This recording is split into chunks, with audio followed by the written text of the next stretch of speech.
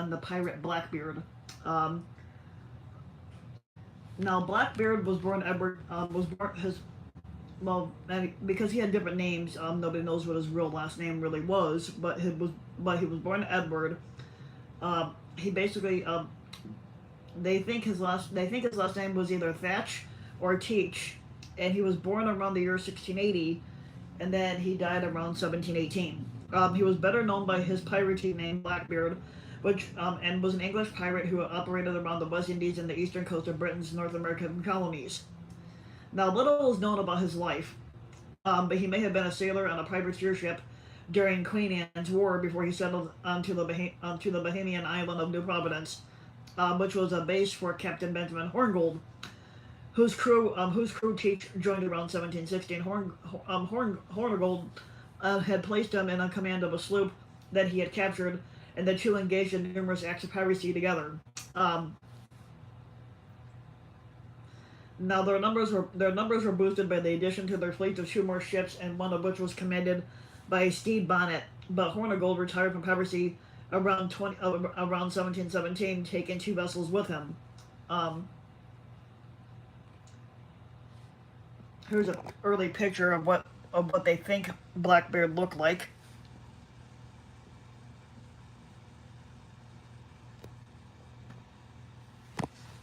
Yep. Now, Blackbeard captured a French slave ship known as La Concorde, and he renamed it Queen Anne's Revenge, equipping the ship with 40 guns, and crewed her with over 300 men. He became a renowned pirate. His nickname derived from his thick black beard and fearsome appearance. He was reported to have tied lit fuses, like slow matches, under his hat to frighten his enemies. I don't know how true that is. But he formed an alliance of pirates and blockaded the port of Charlestown, South Carolina, ransoming the port's inhabitants. He then ran Queen Anne's Revenge aground on a sandbar near Beaufort, North Carolina. But he parted company with Stede Bonnet and settled in Bath, North Carolina, also known as Bathtown, where he accepted a pardon. But however, he was soon back at sea, where he attracted the attention of Alexander Spotswood, the governor of Virginia. Now Spotswood arranged for a party of soldiers and sailors to try to capture Blackbeard, but on November 22nd of 1718, following a ferocious battle, Blackbeard and several of his crew members were killed by a small force of sailors that were led by Lieutenant Robert Maynard.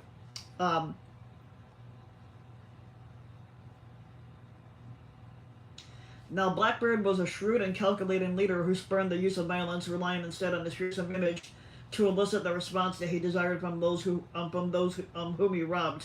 He was romanticized after his death and became the inspiration for a lot of pirate stuff and works of fiction across many genres. Little is very known about Blackbeard's early life, but it's commonly believed that at the time of his death, he was between the ages of 35 and 40, so he had to be born between 1680 and between 1683 and 1677, if you were going to go by 35 and 40 years.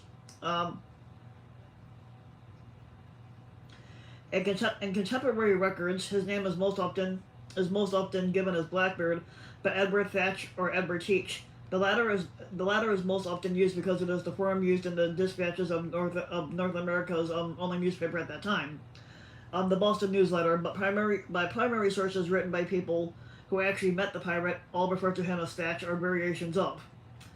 Several spellings of his surname exist, like Thatch being spelled T-H, T-H-A-T-C-H, or T-H-A-C-H, or T-H-A-C-H-E, or Thack, like Thack, Tack. Also, Thatch was an E at the end, and Teach. One source claims that his surname was Drummond, but the lack of supporting documentation makes this very unlikely. Now, pirates habitually used fictitious names while engaging in piracy, so as not to tarnish the family name, which makes it unlikely that Teach's real name will ever be known. The 17th century rise of Britain's American colonies and the rapid 18th century expansion of the Atlantic slave trade had made Bristol an important international seaport, and Blackbeard was most likely raised in what was then the second largest city in England. Um, he could almost certainly read and write, but he communicated with merchants, and upon his death, he had in his possession a letter that was addressed to him by the Chief Justice and Secretary of the Province of Carolina, Tobias Knight. Um, Now, author Robert Lee speculated that Blackbeard may therefore have been born into a respectable, wealthy family, but he may have arrived in the Caribbean in the last years of the 17th century on a merchant vessel, possibly a slave ship. Um, the 18th century author Charles Johnson claimed that Blackbeard was for some time a sailor operating from Jamaica on a privateer ship during the War of the Spanish Succession, which that one I do not know. I have to look that one up. And that he often distinguished himself for his uncommon boldness and personal courage.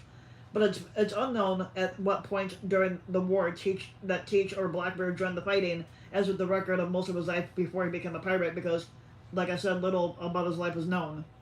Now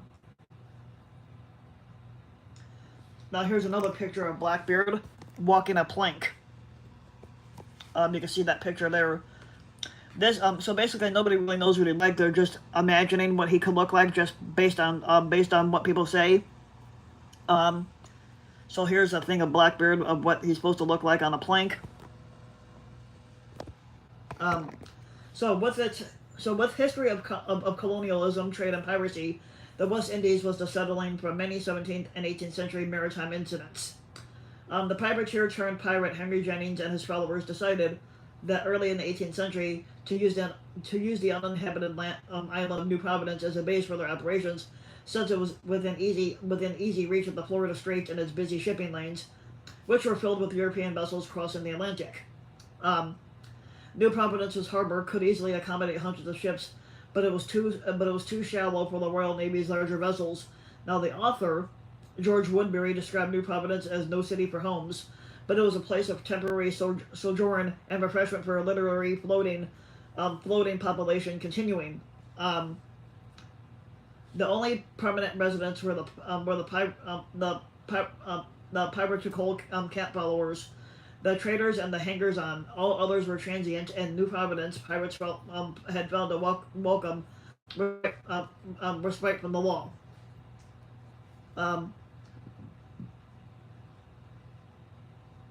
Now, Blackbeard was one of many who came to enjoy the island's benefits.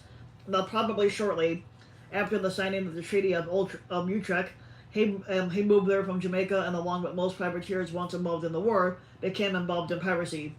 Possibly about 1716, he joined the crew of Captain Benjamin Hornigold, who was a renowned pirate who operated from New Providence's safe waters. Now, in 1716, Hornigold placed Blackbeard in charge of a sloop that he had taken as a prize. Now, in early 1717, Hornigold and Blackbeard, each captaining a sloop, set out from the mainland. They captured a boat carrying about 120 barrels of flour that was heading out to Havana, and shortly therefore took 100 barrels of wine from a sloop out of Bermuda. A few days later, they stopped a vessel sailing from Madeira to Charlestown, South Carolina. Blackbeard and his quartermaster, William Howard, may at this time have struggled to get control of the crew, but by then they had probably developed a taste for Madeira wine, and on the 29th of September near Cape Charles, they all took from the Betty of Virginia. All they took from Betty of Virginia was her cargo of Madeira, but before they scuttled her with the remaining cargo. Now, it was during this cruise with Hornigold that the earliest known part of Blackbeard was made, in which he is recorded as a pirate in his own right, in command of a large crew. But in that report made by Captain Matthew Monk on an anti-piracy patrol for North Carolina, Blackbeard was described as operating a sloop with 6 guns and about 70 men. In September, Blackbeard and Hornigold encountered Stede Bonnet, a landowner and military officer from a wealthy family who had turned to piracy earlier that same year. But Stede Bonnet's crew of about 70 were reportedly dissatisfied with his command, so with Bonnet's permission, Blackbeard took control of his ship Revenge. The pirates' flotilla now consisted of 3 ships. Blackbeard on Revenge, Teach on Revenge, Teach's Old Slope, and Hornigold's Ranger. By October, another vessel had been captured and added to the small fleet. Um, the sloops Robert of the sloops Robert of Philadelphia and Good Intent of Dublin were stopped on October 22nd of 1717, and their cargoes were all emptied.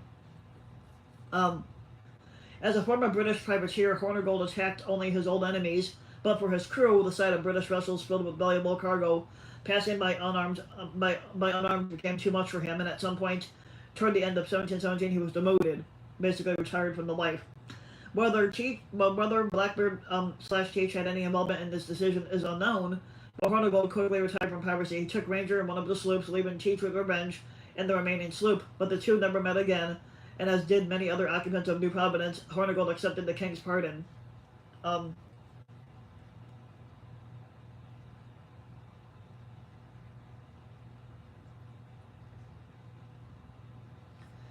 Now, on November 28th of 1717, Blackbeard's two ships attacked a French merchant vessel off the coast of St. Vincent, and they each fired a broadside. Across its bulwarks, killing several of its crew and forcing its captain to surrender.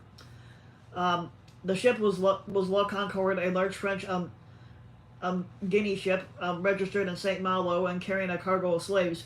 Now, this ship had originally been the English merchant Concorde that was captured in 1711 by a French squadron, and then they changed hands several times by 1717.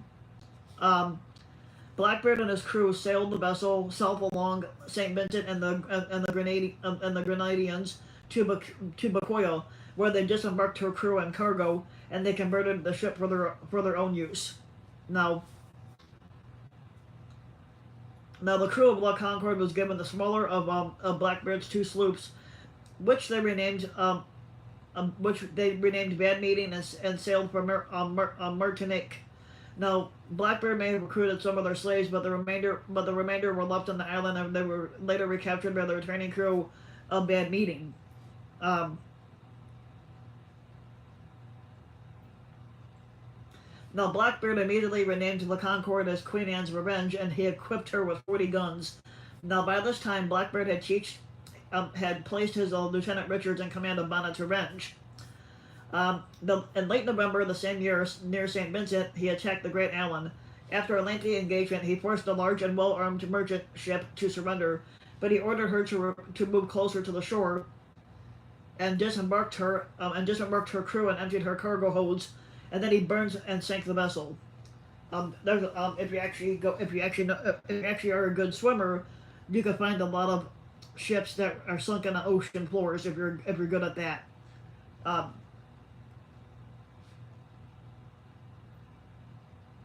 Now, this incident was chronicled in the Boston Newsletter, which called Blackbeard the commander of a French ship of 32 guns, a brigantine of 10 guns, and a sloop of 12 guns. It's not known when or where Blackbeard collected the 10-gun brigantine, but by that time he may have been in command of at least 150 men, split among these three vessels.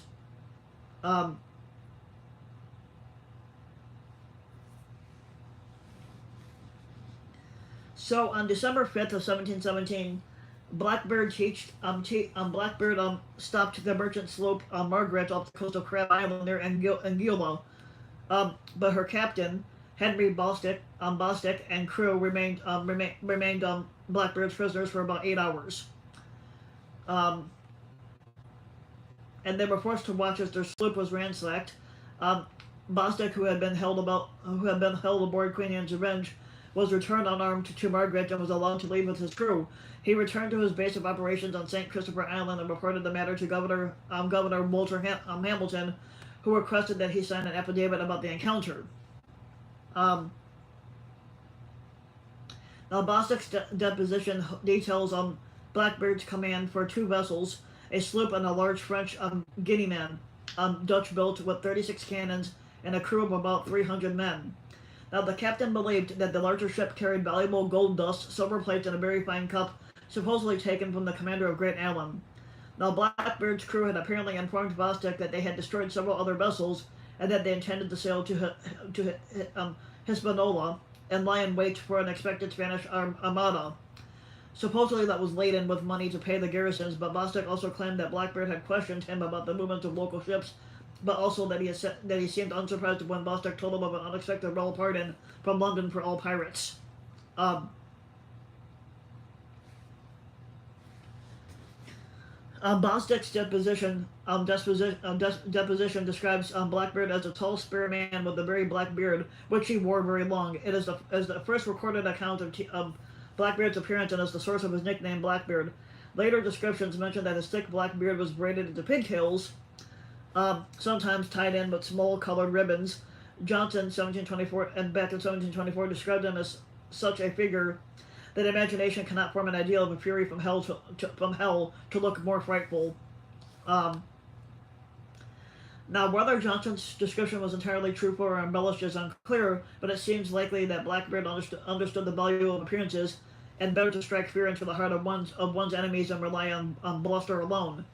Now, Blackbeard was considered tall with broad shoulders. He wore knee-length boots and dark clothing, topped with a white hat and sometimes a long coat of brightly colored silk or velvet. Johnson also described Blackbeard in times of battle as wearing a sling over his shoulder with 3 braces of pistols hanging in holsters like bandoliers, and he stuck lighted slow matches under his hat to scare his opponents. And the latter apparently to emphasize the fearsome appearance he wished to present to his enemies. Despite his ferocious appearance, there are no verified accounts of his ever having murdered or harmed those he had held captive. Now, Blackbeard may have used other aliases. On November 30th, the Montserrat merchant encountered 2 ships in a sloop that was commanded by a Captain Kentish and Captain Edwards, the latter a known alias of Stede Bonnet.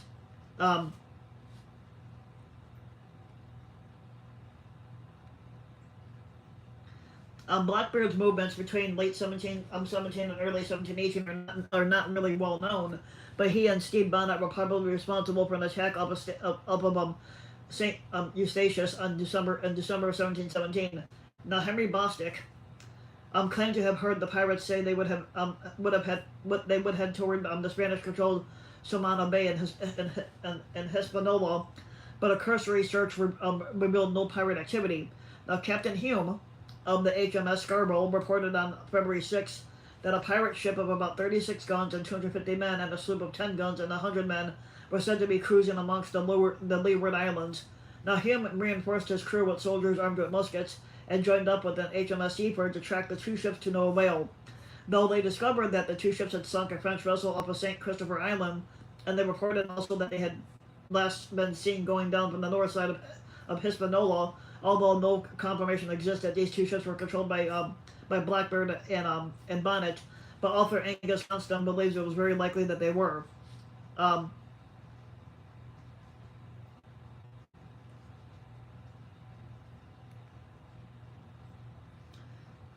In March of 1718, while taken on water at Turnip Island east of Belize, both ships spotted the Jamaican logwood cutting sloop Adventure making for the harbor. She was stopped in her Captain Harriet, and her Captain Harriet invited to join the pirates. Harriet and his crew accepted the invitation, but Blackbeard sent over a crew to sail Adventure, making Israel Hands the captain. They sailed for the Bay of Honduras, where they added another ship and 4 sloops to their flotilla. But on April 9th, Blackbeard's enlarged fleet of ships looted and burnt Protestant Caesar, and then his fleet then sailed to Grand Cayman, where they captured a small turtle.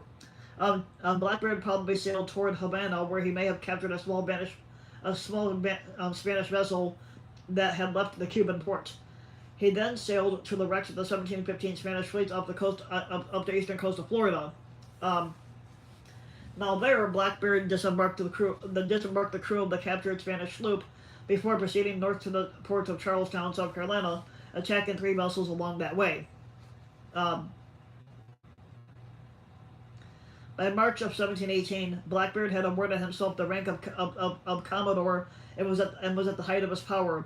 But later that month, his flotilla blockaded the port of Charlestown in the province of South Carolina. All vessels entering or leaving the port were stopped, and as the town had no guard ship, its pilot boat was the first to be captured. So over the next 5 or 6 days, about 9 vessels were stopped and ransacked as they attempted to sail past Charlestown Bay, or Charlestown Bar, where Blackbeard's fleet was anchored. One such ship headed for London with a group of prominent Charlestown citizens which included Samuel Wragg, a member of the Council of the Province of South Carolina, was to Crawley. Now her passengers were questioned about the vessel still in port and then locked below decks for about half a day. Um, Blackbeard informed the prisoners that his fleet required medical supplies from the colonial government of South Carolina, and that if none were forthcoming, all prisoners would be executed and their heads would be sent to the governor, and all captured ships would be burnt to the ocean floor. Um, now, Ragg agreed to Blackbeard's demands, and Mr. Marks and two pirates were given 2 days to collect all the equipment.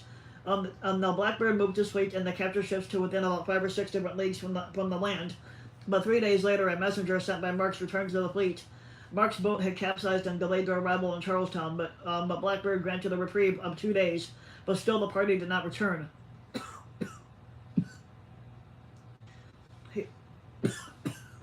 Excuse me.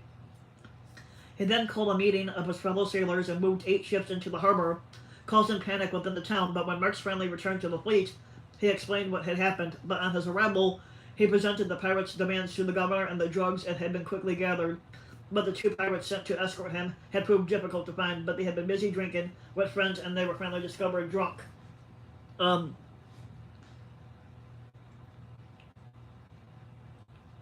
Now, Blackbeard kept to his side of the bargain and released the captured ships and his prisoners, albeit relieved of their valuables, including the fine clothing some had worn. Now, whilst at Charlestown, Blackbeard learned that Woodes Rogers had left England with several men of war with orders to purge the West Indies of pirates. Now, Teach's flotilla sailed northward along the Atlantic coast and into Topsail Inlet, commonly known as Beaufort Inlet, off the coast of North Carolina. They intended to careen their ships to scrape their hulls, but on June 10th of 1718, the Queen Anne's Revenge ran aground on a sandbar, cracking her main mast and severely damaging many of her timbers. Now, Blackbeard ordered several sloops to throw ropes across the flagship in an attempt to free her, but a sloop that was commanded by Israel Hands of Avenger also ran aground, and both vessels appeared to be damaged beyond repair, leaving only Revenge and the captured Spanish sloop.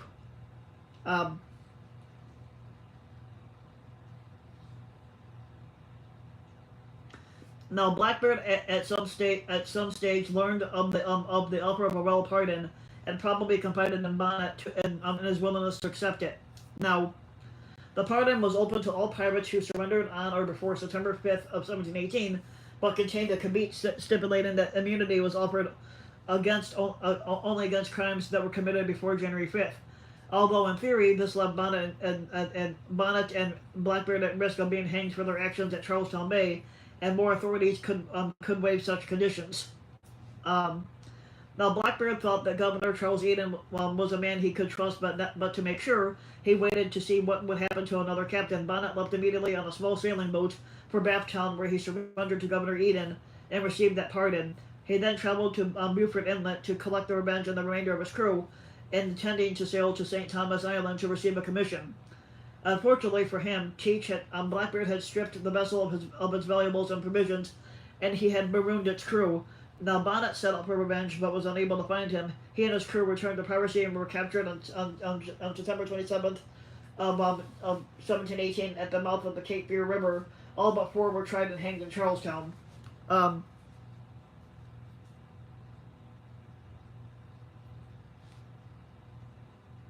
Now, the author, Robert Lee, surmised that Blackbeard and Hands intentionally ran the ships aground to reduce the fleet crew's complement, increasing their share of the spoils. During the trial of Bonnet's crew, Revenge, boatswain Ignatius Pell testified that the ship was run ashore and lost, which Blackbeard caused.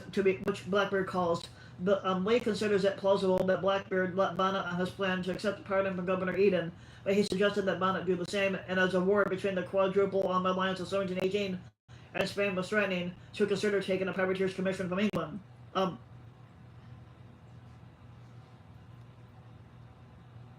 Yeah, my birthday was actually like 2 months ago almost.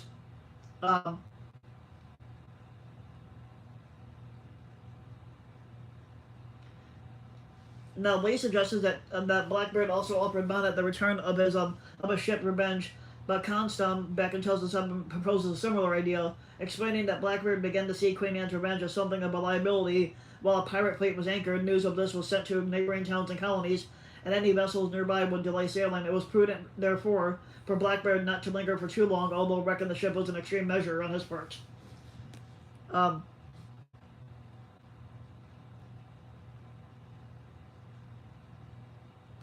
before sailing northward on his remaining sloop to Aquacoke Inlet, Blackbeard marooned about 25 men on a small sandy island about 5 kilometers from the mainland, but he may have done this to stifle any protest that they made.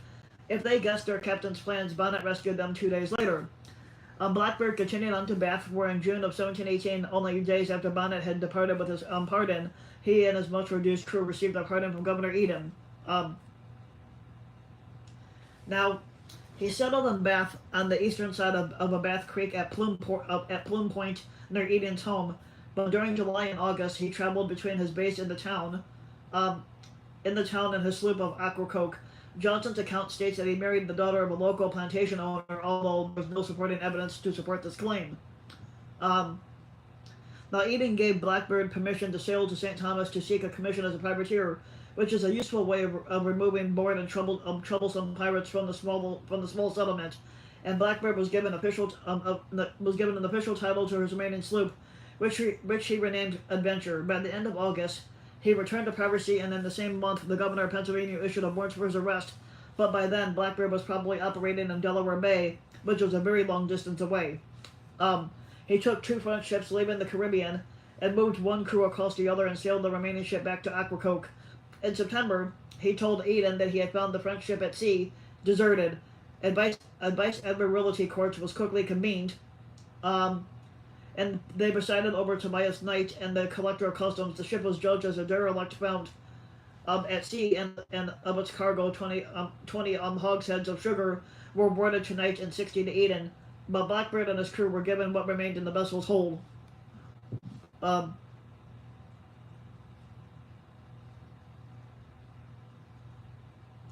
Now, Aquacoke Inlet was Blackbeard's favorite anchorage. It was a perfect vantage point from which to view ships traveling between the various settlements of northeast Carolina, and it was from there that Blackbeard first spotted the approaching of Charles Vane, another English pirate. Several months earlier, Vane had rejected the pardon brought by Woodes Rogers and escaped the men of war.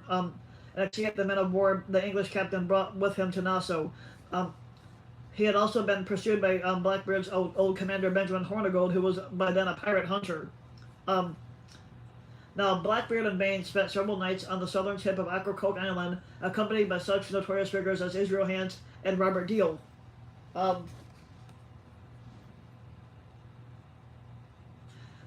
as it spread through the neighboring colonies, the news of Blackbeard and Vane's impromptu party worried the governor of Pennsylvania enough to send out 2 sloops to capture the pirates.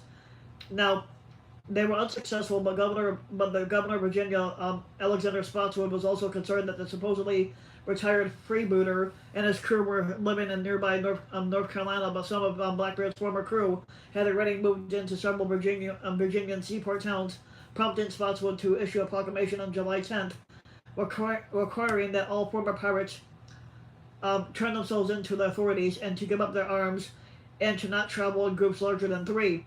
But as head of a crown colony, Spotswood viewed the proprietary colony of North Carolina with contempt.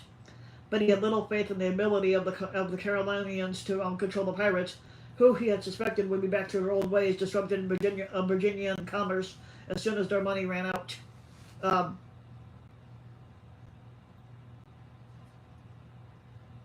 Now, Spotswood learned that William Howard, the former quartermaster of Queen Anne's Revenge, was in the area, and believing that he might know of Cheech's whereabouts, he had him and his 2 slaves arrested, but Spotswood had no legal authority to have pirates tried, and as a result, Howard's attorney, John Holloway, had brought charges against Captain Brand of the HMS Lyme, where Howard was imprisoned. He also sued on Howard's behalf for damages of $500, claiming wrongful arrest.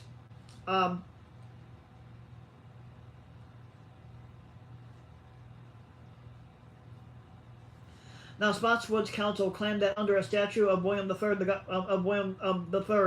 who was the governor, was entitled to try pirates without a jury in times of crisis, and that Blackbeard's presence was a crisis. Now, the charges against Howard referred to several acts of piracy supposedly committed after the pardon's cutoff date in a sloop belonging to the subjects of the King of Spain, but ignored the fact that they took place outside Spotswood's jurisdiction and in a vessel then legally owned. Another charge cited two attacks, one of which was the capture of a slave ship off of Charlestown Bar, from which one of Howard's slaves was presumed to have come. But Howard was sent to await trial before a court of vice admiralty on the charge of piracy, but Brand and his colleague, Captain Gordon of HMS Pearl, had refused to serve with Holloway present. Now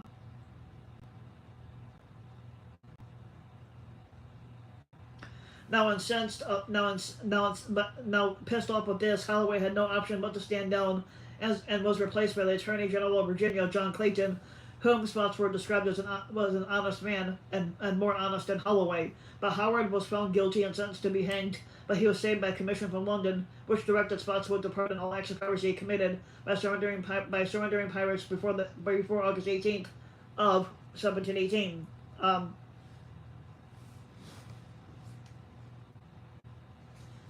Now, Spotswood had obtained from Howard valuable information on Teach's whereabouts, and he planned to send his forces across the border into North Carolina to capture him, but he gained the support of two men that were keen to discredit North Carolina's governor, Edward Moseley, and Colonel Morris Moore. He also wrote to the Lords of Trade, suggesting that the Crown might benefit financially from Blackbeard's capture. Spotswood personally had financed the operation, but possibly believing that Blackbeard had fabulous treasures hidden away. He ordered Captains Gordon and Brand of HMS Pearl and HMS Lyme to travel overland to Bath. Lieutenant Robert Maynard of HMS Pearl was given command of two commandeered sloops to approach the town from the sea. An extra incentive for Blackbeard's capture was the offer of a reward from the Assembly of Virginia over and above any that might be received from the Crown. Now, Maynard took command of the two armed sloops on November 17th. He was given 57 men, 33 of them from HMS Pearl and 24 from HMS Lyme.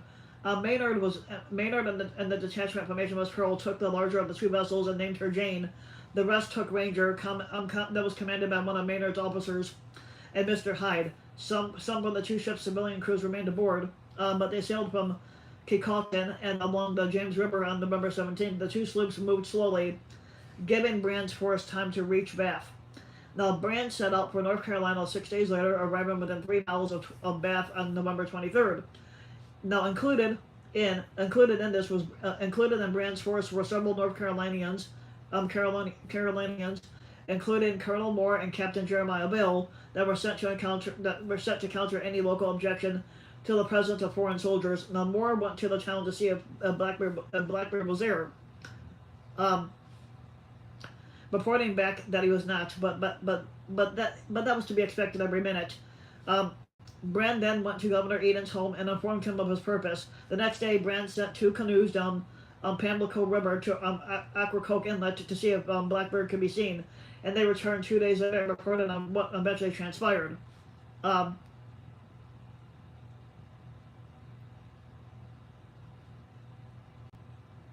Now Maynard found the pirates anchored on the inner side of Aquacoke Inland, and Aquacoke Island on the evening of 21st of November. He ascertained that their position from ships he had stopped along his journey, but being unfamiliar with the local channels and shoals, he decided to wait until the following morning to make his attack. He stopped all traffic from entering the inlet, preventing any warning of his presence, and posted a lookout on both sloops to ensure that Teach could not escape the sea. On the other side of the island, Teach was very busy entertaining guests, and had not set a lookout, which was his downfall there. Now, with Israel Hands ashore in Bath with about 24 adventurous sailors, he also had a much reduced crew. Johnson 1724 had reported that Blackbeard had no more than 25 men on board, and that he gave out to all the vessels that he spoke with that he had 40. 13 whites and 6 Negroes was the number later reported by Brand to the Admiralty. At daybreak, preceded by a small boat taking surroundings, Maynard's 2 sloops entered the channel. The small craft was quickly spotted by Adventure and fired at it as soon as it was within range of the guns. While the boat made a quick retreat to the Jane, Blackbeard cut the Adventure's anchor cable. His crew hoisted the sails, and the Adventure maneuvered to the point her starboard of guns toward Maynard's sloops, which were slowly closing the gap. Now Hyde moved Ranger to the port side of Jane, and the Union flag was unfurled on each ship. Adventure then turned toward the beach of Aquacoke Island, heading for a narrow channel.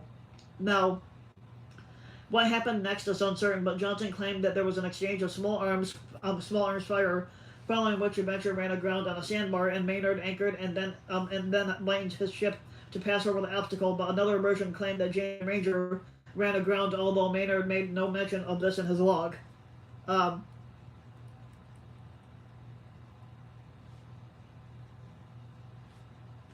Now, the Adventure eventually turned her guns on the two ships that fired, but the broadside was devastating. In an instant, Maynard had lost as much as a third of his forces.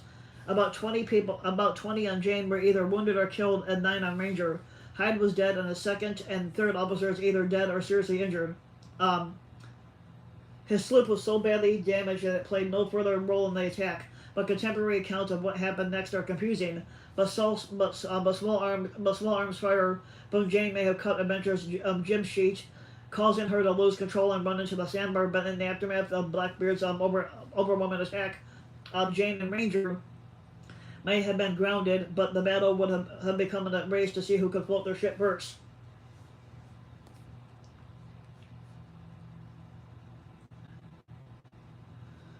Now, Maynard had kept many of his men below deck, and in anticipation of being boarded, told them to prepare for close fighting.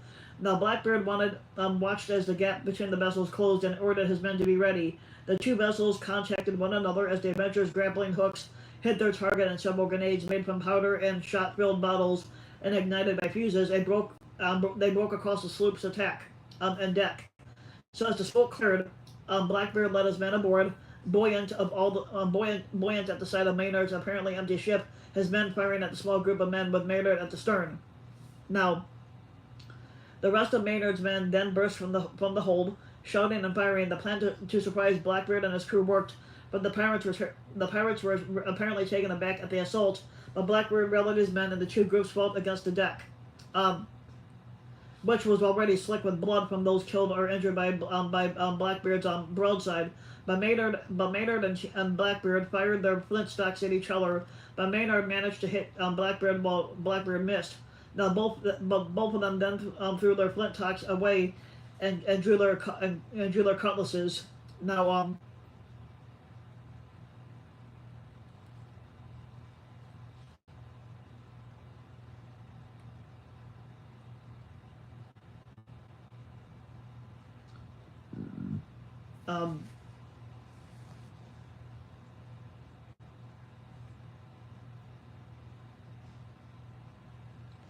now here's a picture of Blackbeard on the day that he was supposedly captured. Right here is supposed to be the picture of when Blackbeard was captured.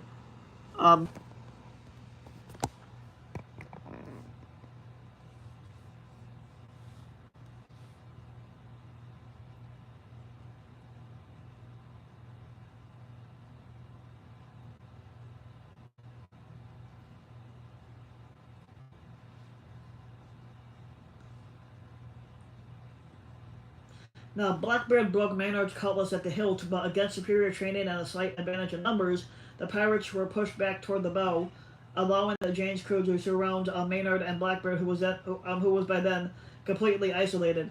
So basically, he was captured. Basically, then. Blackbeard pressed onward and was about to deliver a killing blow, but was slashed across the neck by one of Maynard's men. This redirected Blackbeard's cutlass to strike Maynard's knuckles instead of killing him. Now, badly wounded, Blackbeard was then attacked and killed by several more of Maynard's crew. The remaining pirates quickly surrendered, but those left on the Adventure were captured by the Ranger's crew, including one who planned to set fire to the powder room and blow up the ship.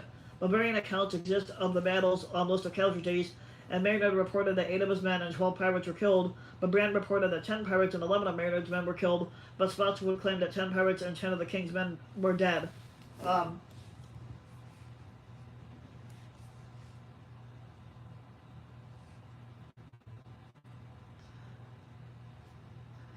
Basically, Maynard later examined Blackbeard's body, noting that it had been shot 5 times and cut up about 20 times.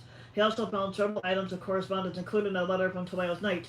Blackbeard's corpse. Blackbeard was eventually decapitated. His body was thrown into the inlet, and his head was suspended from the bowsprit of Maynard's sloop so that the reward could be collected.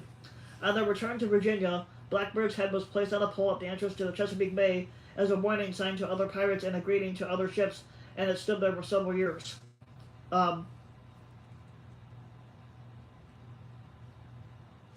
And as you can see here, here's a picture of his head being decapitated and hung on the bowsprit. Right here is his head. So right here is his head hanging off the bowsprit of the ship. Yeah, it's fucked up how they did things back then. So now Lieutenant Maynard remained at Ocracoke for several more days, making repairs and burying the dead. The Blackbeards loot sugar, cocoa, indigo, and cotton found in pirate sloops and ashore in a tent where the sloops laid was sold at auction along with sugar and cotton found in Tobias Knight's barn for $2,238. Governor Spotswood used a portion of this to pay for the entire operation. See, $2,238 back in 1718 was considered a lot, but it's nothing in today's money. Now, Governor Spotswood used a portion of this to pay for the entire operation. The prize money for capturing Blackbeard was about $400, which is equivalent to $79,000 in today's money. But it was split between the crews of HMS Lime and HMS Pearl. As Captain Brand and his troops had not been the ones fighting for their lives, Maynard thought this extremely unfair. He lost much of any support that he might have had though when it was discovered that he and his crew had helped themselves to about $90 of Blackbeard's booty. What that means is treasure. Now the two companies did not receive their prize money for another 4 years, and despite his bravery, Maynard was not promoted, and he faded into obscurity. The remainder of Blackbeard's crew and the former associates were found by Brand in Bath, and they were transported into Williamsburg, Virginia, where they were jailed on charges of piracy. Several were black, prompting Spotswood to ask his counsel what could be done about the circumstances of these Negroes to exempt them from undergoing the same trial as other pirates. Now, regardless, the men were tried with their comrades in Williamsburg Capitol building under admiralty law. On March 12th of 1719, no records of the day's proceedings remain, but 14 of the 16 accused were found guilty. Of the remaining 2, one proved that he had partaken of the fight out of the necessity, having been on Blackbeard's ship only as a guest at a drinking party the night before and not as a pirate. So he used that lie to get out. Now the other Israel Hands was not present at the fight, but he claimed that during the drinking session, Blackbeard had shot him in the knee, and that he was still covered by the royal pardon. But the remaining pirates were hanged, then left to rot in gibbets along Williamsburg Capitol Landing Road, known for some time as the Gallows Road.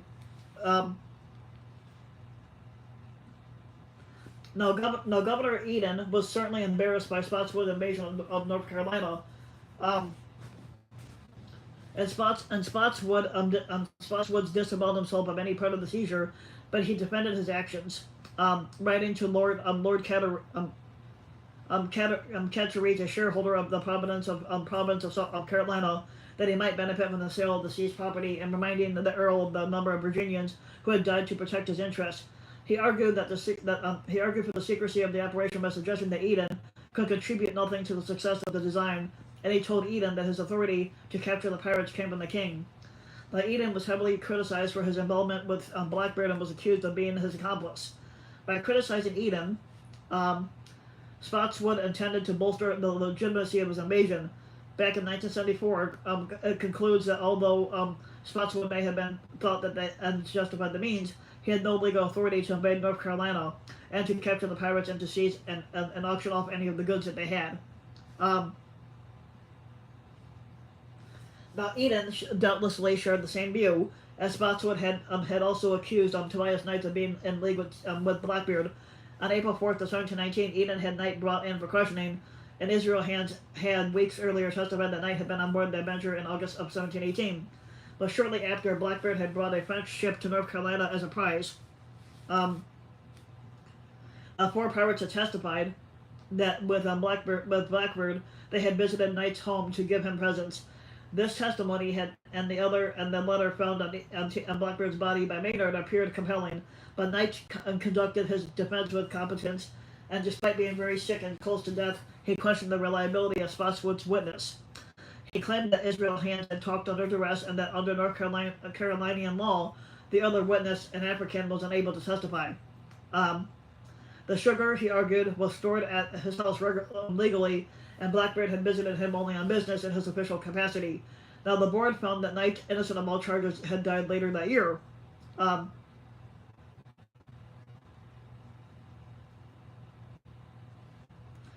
Eden was annoyed that the accusations against Knight arose during a trial in which he played no part. The goods which Brand seized were officially North Carolinian property, and Eden considered him a thief. Now the argument raged. Had raged back and forth between the colonies until Eden's death on March 17th of 2022. His will, 1722, his will named one of Spotswood's opponents, John Holloway, a beneficiary. In the same year, Spotswood, who for 4 years, had fought his enemies in the House of Burgess and the council, was replaced by Hugh Drysdale, and once Robert Walpole was convinced to act.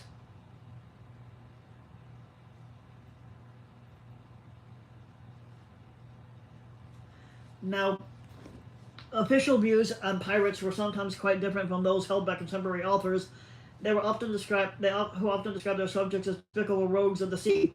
Privateers who became pirates were generally considered by the English government to be reserve naval forces and were sometimes given active encouragement. Going as far back as 1581, Francis Drake was knighted by Queen Elizabeth when he returned to England from a round the world expedition with plunder worth an estimated $1,500,000. Royal pardons were regularly issued, usually when England was on the verge of war, and the public's opinion of pirates was often favorable, but some considering them akin to patrons.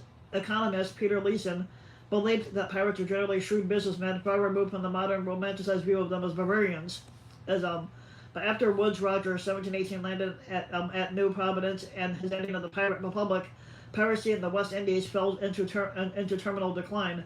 With no easily accessible outlet to fence their stolen goods, pirates were reduced to a subsistence livelihood, and following almost a century of naval warfare between the British, French, and Spanish, and during which sailors could find easy employment, lone privateers found themselves outnumbered by the powerful ships employed by the British Empire to defend its merchant fleets. The popularity of the slave trade helped bring to end the frontier condition of the West Indies, and in these circumstances, piracy was no longer able to flourish as it once did, even though people have tried plenty of times. Since the end of the golden age of piracy, Blackbeard and his exploits had become the stuff of war, inspiring books, films, and even amusement park rides. Much of what is known about him can be sourced to Charles Johnson's A General History of the Robberies and Murders of the Most Notorious Pirates, that was published in Britain back in 1724. A recognized authority on the pirates of his time, Johnson's descriptions of such figures as Anne Bonny and Mary Read were for years required reading for those interested in the subject. Now, readers were titillated by his stories, and the second edition was quickly published. Although author Angus Constant suspects that Johnson's early entry on Blackbeard was colored a little to make a more sensational story.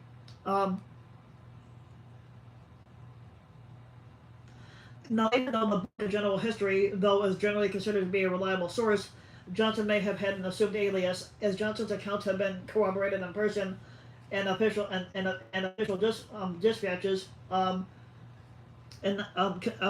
Basically, Lee considers that whoever he was, he had some access to official correspondence, but Constam speculates further, suggesting that Johnson may have been the English playwright Charles Johnson, the British publisher Charles Rivington, or the writer Daniel Defoe. In his 1951 work, The Great Days of Piracy, author George Woodbury wrote that Johnson is obviously a pseudonym, continuing that one cannot help suspecting that he may have been a pirate himself.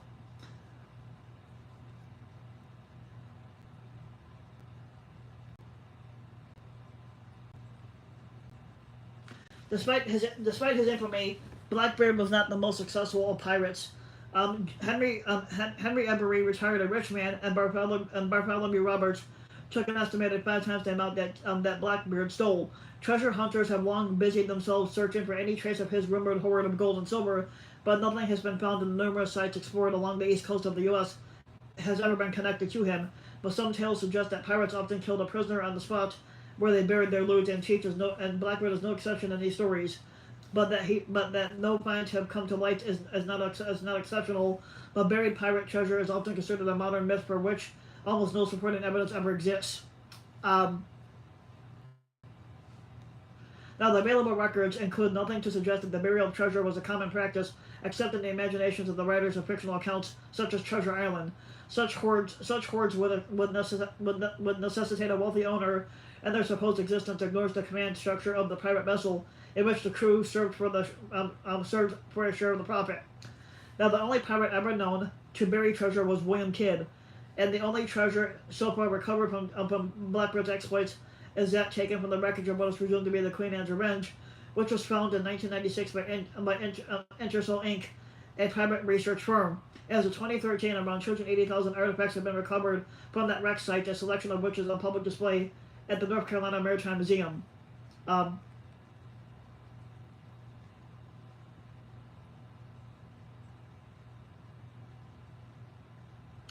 various superstitious tales exist of Blackbeard's ghost.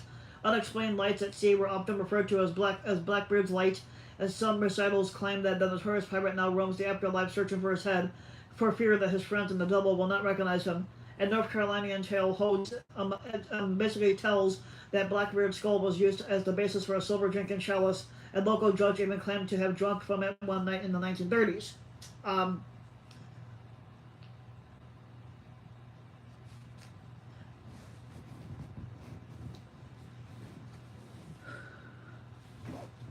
The name of Blackbeard has been attached to many local attractions, such as Charleston's Blackbeard Cove. His name and persona have also been featured heavily in literature. He's the main subject of Matilda Douglas's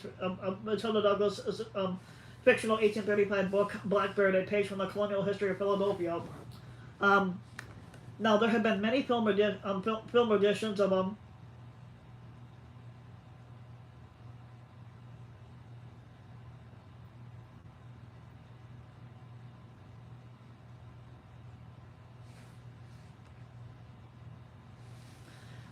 editions of his life include Blackbeard the Pirate, 1952, starring Robert Newton, whose exaggerated West Country accent is accredited with popularizing the stereotypical pirate voice.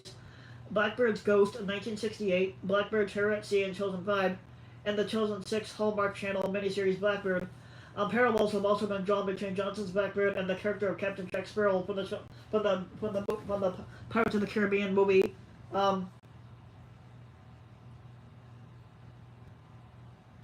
Blackbeard is also portrayed as a central character in 3 TV series by John Malkovich in the movie Crossbones, by Ray Stevenson in seasons 3 and 4 of Black Sails, and by Taika Waititi and Our Flags Mean Death back in 2022.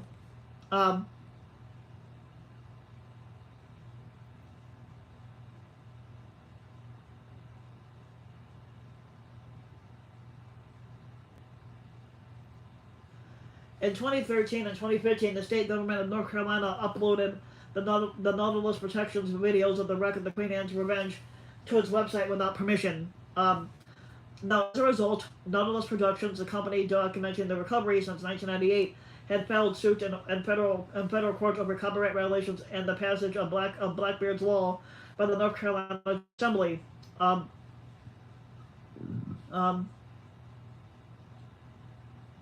Now, before posting the videos, the General Assembly placed Blackbeard's Law, which stated, All photographs, video recordings, and other documentary materials of a derelict vessel, a shipwreck or its contents, relics, artifacts, or historical materials in the custody of any agency of North Carolina government or its subdivision shall be public record pursuant to Chapter 132 of the General Statutes. On November 5th on November 5th of 2019, the U.S. Supreme Court had heard many oral arguments in Allen v. Cooper, but the Supreme Court subsequently ruled in the state's favor, instructing on the Copyright Remedy Clarification Act, which Congress passed in 1989 to attempt to curb such infringements of copyright by states.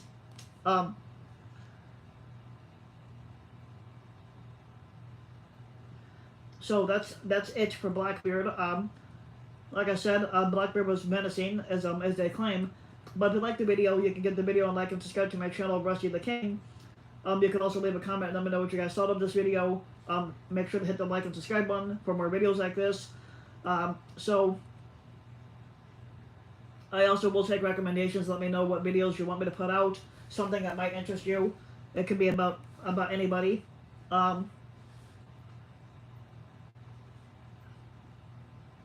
So for next week, let's see what we got here for what videos to do on. We got Santa Claus.